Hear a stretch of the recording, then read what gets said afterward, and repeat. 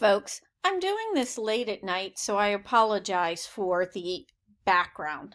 So what we're talking about is one of the two economic systems. We're going to really focus on the communist part of it that develop as a result of the Industrial Revolution.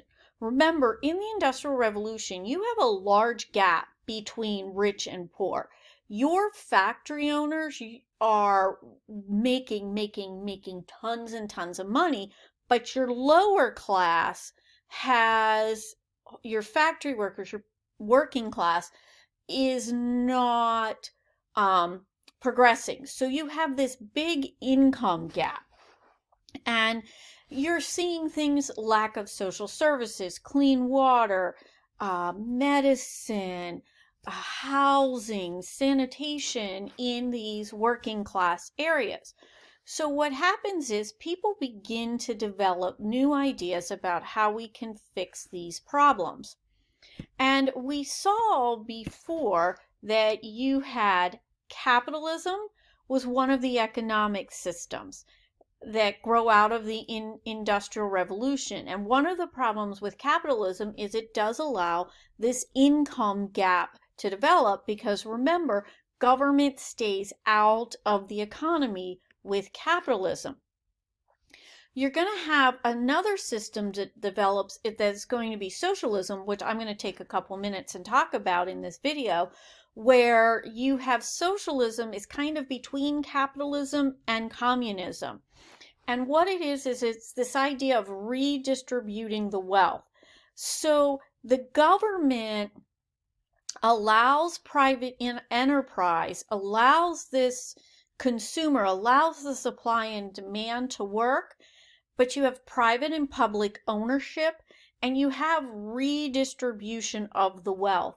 You'll see modern socialism, think about socialized medicine, equal health care for everybody. This is a term that is negative in the United States in some circles. It's positive in some circles. All right, so we have communism. Communism is the extreme. Capitalism and communism are on opposite sides of the spectrum.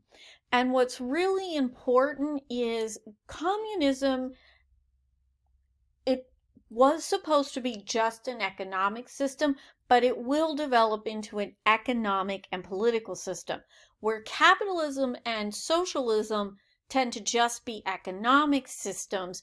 Communism will develop into a political and economic system. We're going to be focusing in this video, we're going to do a little bit of socialism and a lot of communism. For this video, it would help if you had the two note pages. The first note page says Socialism and Communism, and the second note page is just squares. When I did them, I couldn't put them together. So that's why you need the two. So let's start talking about them. What causes people to say, wait a minute, the current economic system isn't working? Well, what happens is it's basically the poor working conditions and the treatment of the workers. Remember, the workers were treated so badly. We saw that, they're working between 14 to 16 hour days. They're making maybe $2 a day. It's dangerous. So you have that going on.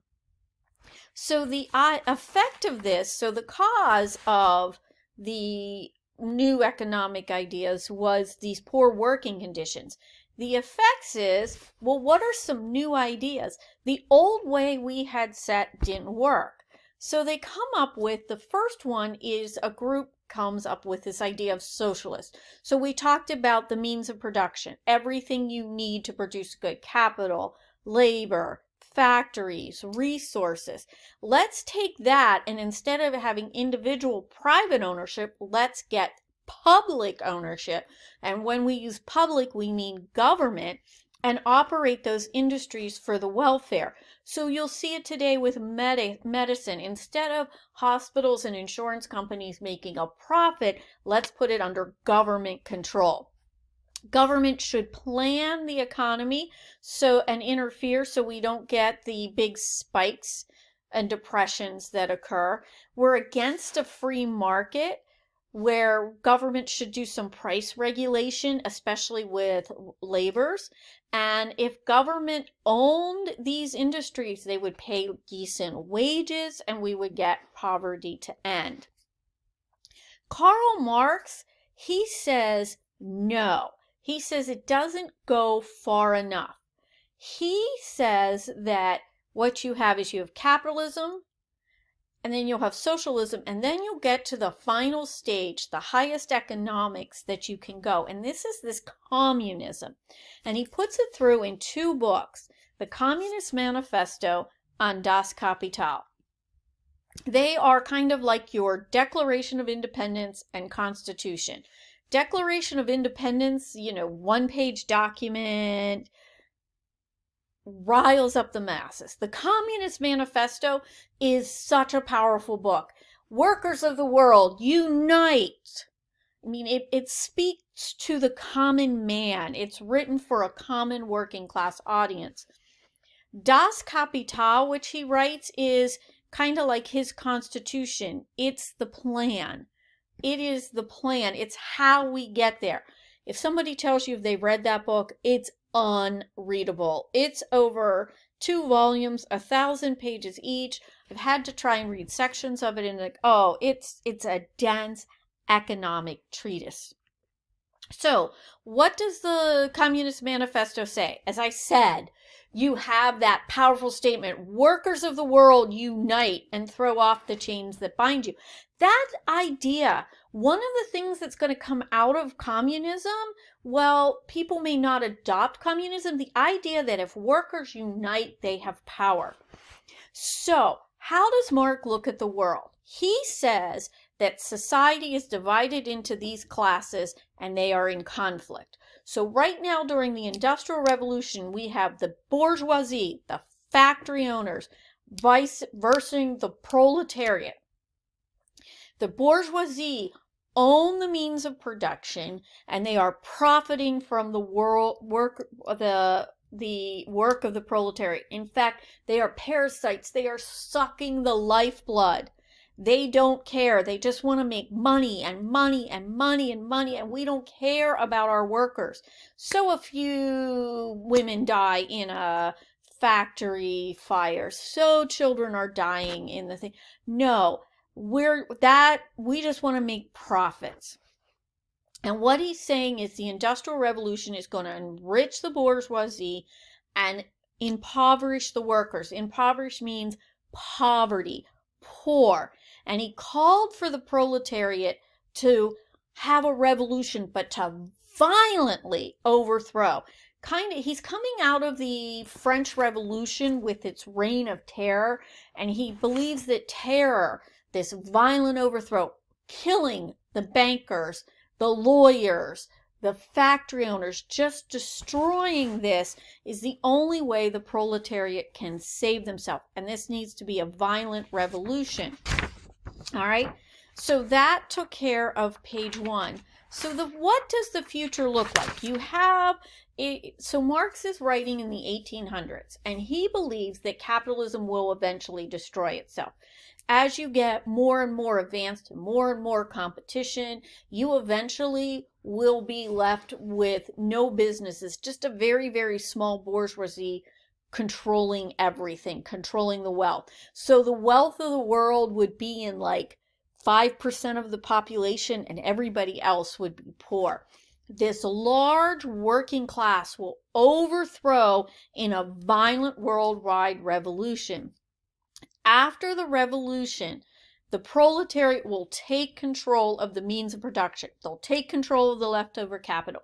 They'll take control of the factories. They'll take control of the resources, and they're going to produce only what society needs.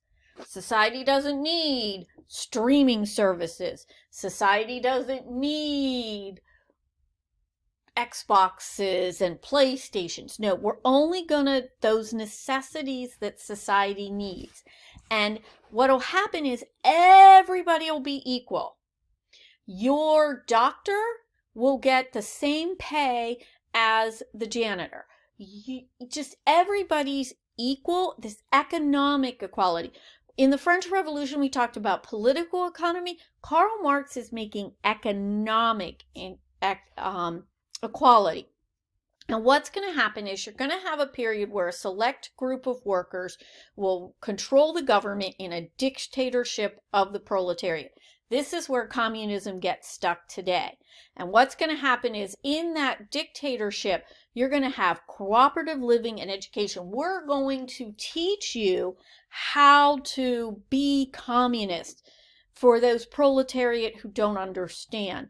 And then eventually, with everybody being equal, your state and government would wither away. Think about it. If everybody has the same thing, why do I need to steal? Why do I need to borrow from somebody? We all live equally. So that means in communism, no private property. Everybody owns, nobody owns anything.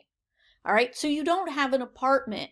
Everybody lives in the apartment complex that's provided by the state.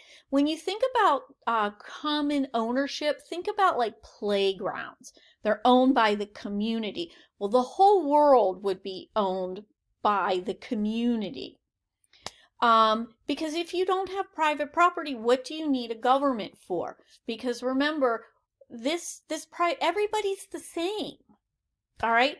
All goods and services are shared equally, which one of the things that happens, while this sounds good, one of the reasons it fails is that's not motivating people to do things. And these revolutions, you never have a worldwide revolution. Your first revolution will occur in Russia. Your next communist revolution will occur in China. And then you'll have, for example, another communist revolution in Cuba, which is interesting. The three places where you first had communist revolutions, well, Cuba might have been a number. Well, anyways, all the three places mentioned here were non-industrialized. And in the Marxist idea, these were supposed to be industrial worlds. The people who were supposed to be leading the communist revolution, Germany, Britain, the United States, those were the workers who would lead the revolution. So you can see his dream really never came true. Why did it fail? Well, one, economic factors do dominate society, and people want to get paid for their things, but they don't alone dominate society. So one of the reasons is he thought people valued their class more than their nation. So they identified with, I'm a worker as opposed to I'm an American. So he didn't take into account that people would not unite as workers. They would unite as citizens of a nation. I'm an Austrian. I'm a German. So he didn't take into account nationalism, religion, ethnic loyalties. Because like if you look like at an area of the Middle East, well, these workers weren't supposed to be fighting each other. They were supposed to be joining. Also, what happens is that gap between the rich and poor did not develop. Workers take the idea of uniting, but they begin to form labor unions to work for better working conditions. And you get collective bargaining where workers and employers begin to bargain for conditions, profit sharing. You see that, for example, in your NFL, wages get that. In addition, the government begins to say, wait a minute, we need to step in. We can't have this unregulated world. So the government begins to step in, ends child labor, minimum wages and that. So what ends up happening, that gap, you do get some redistribution of the wealth. And I know this was quick. We will pick up a lot of this in World War II, but one of the things that communism allows is a dictatorship. You can see China today does not match anything that was said in this video, but it is still considered a communist country, and it's that strong control, government control of the economy.